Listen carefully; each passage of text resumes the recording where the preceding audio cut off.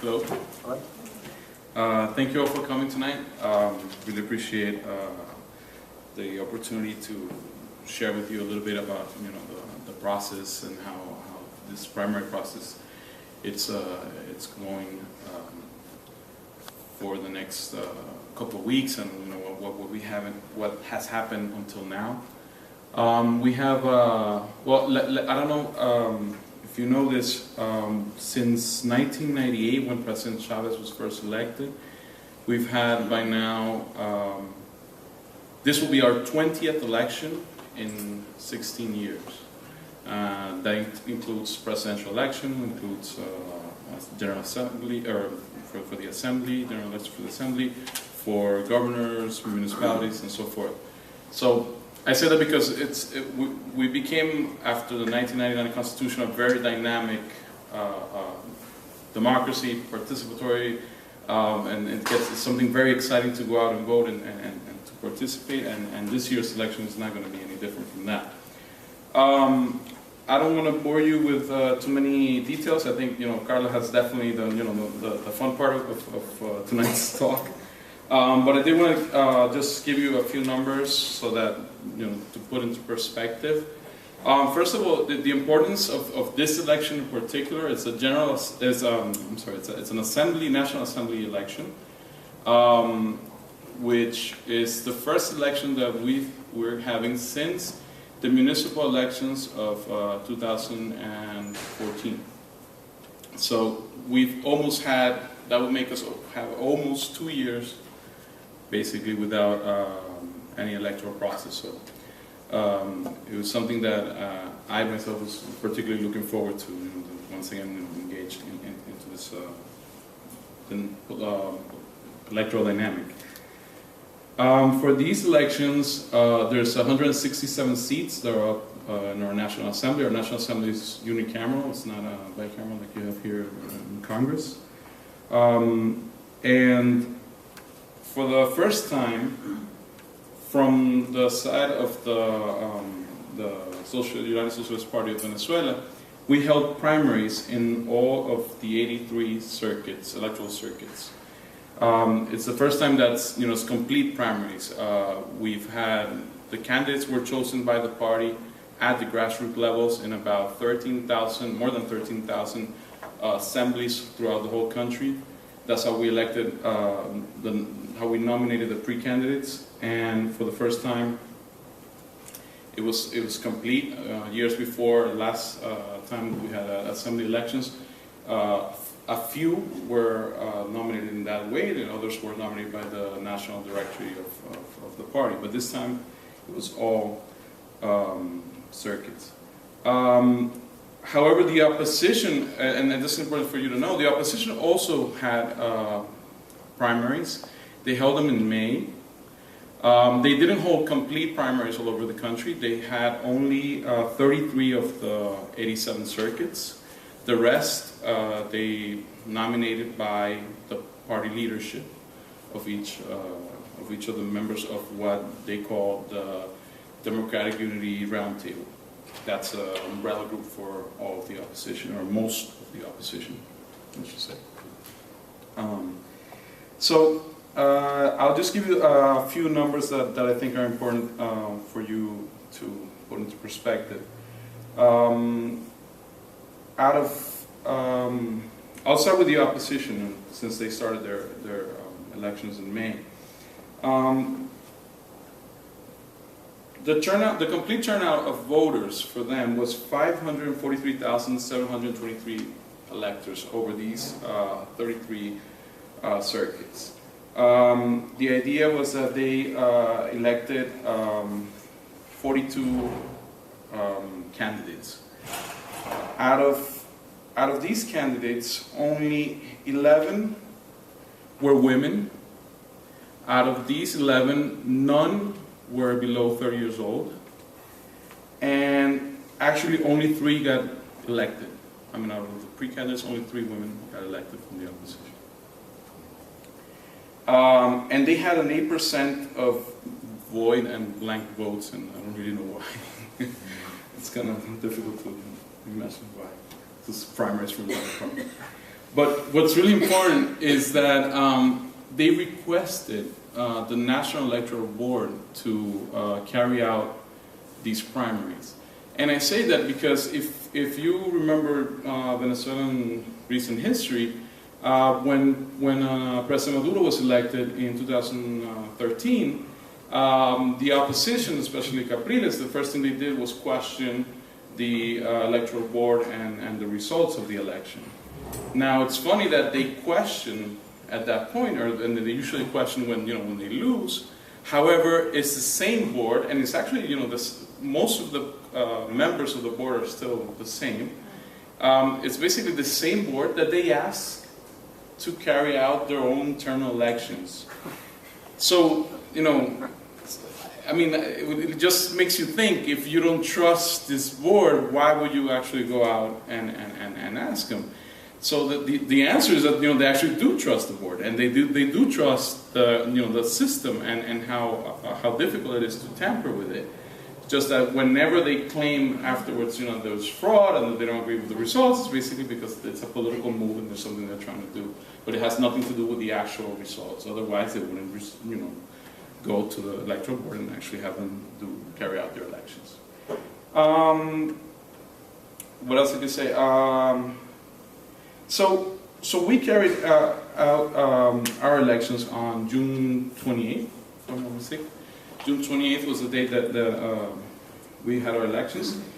Of our candidates, again, 100% were elected by the base. Pre-candidates were elected by the base.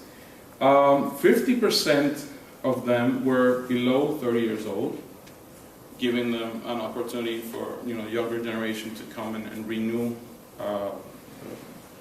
the quadrants at the assembly. Out of them, 60% were women.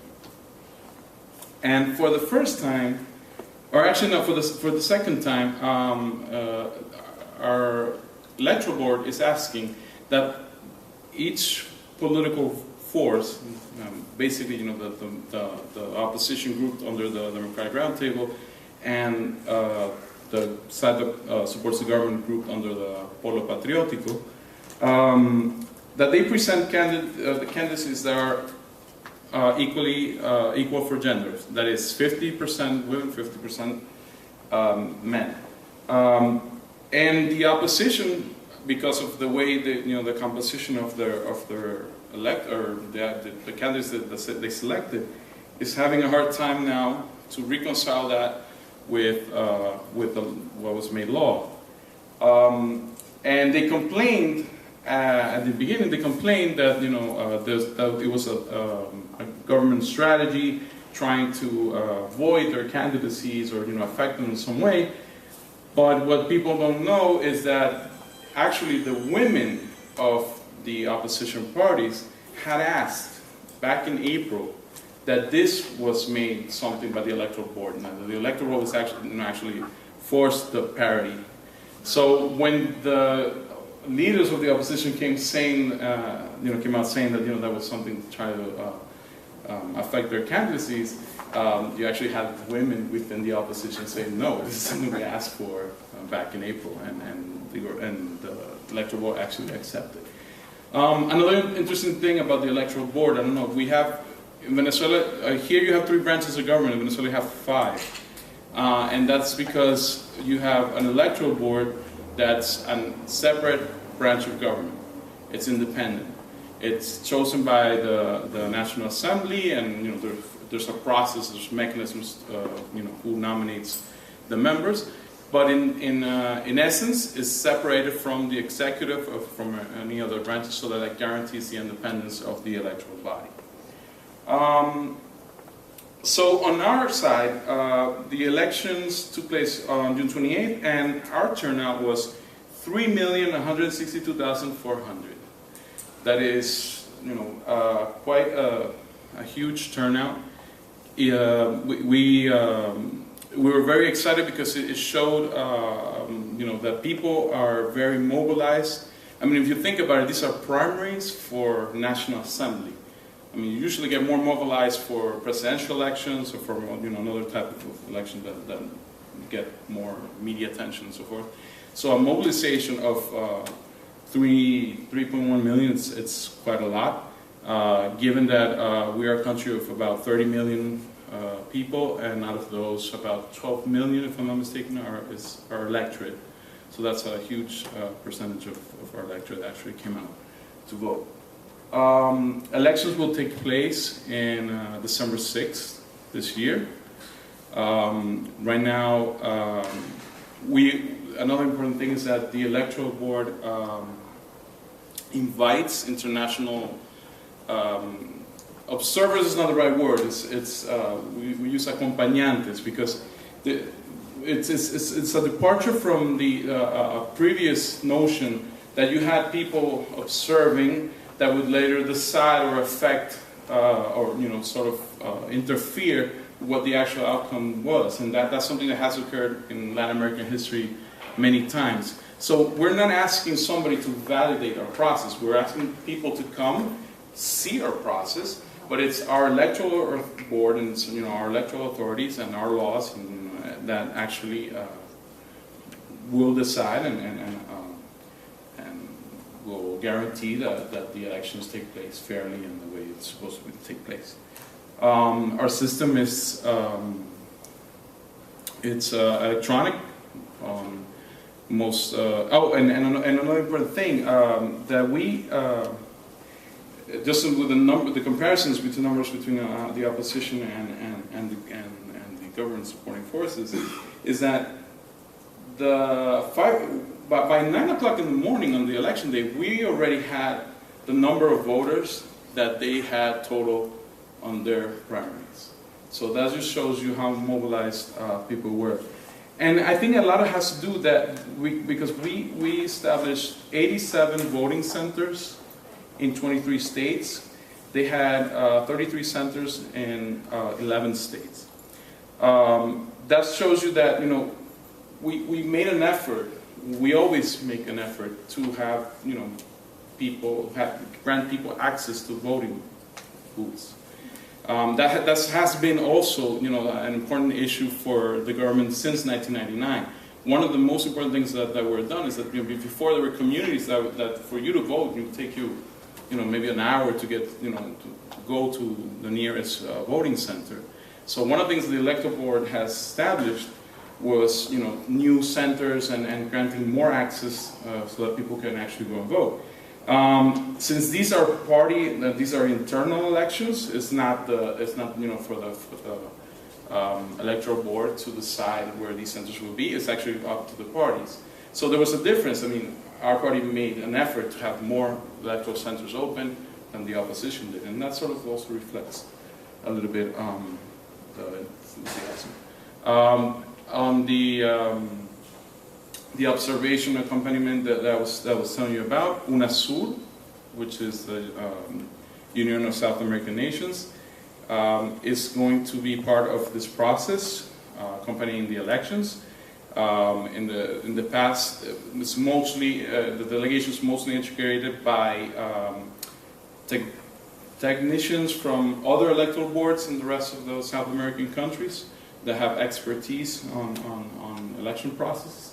And they are the ones that do this accompaniment and help us guarantee the good development of the process. So if you have any more questions afterwards, I'm glad to answer those. But I think Carla has a lot more fun things to say about the process. Thank you.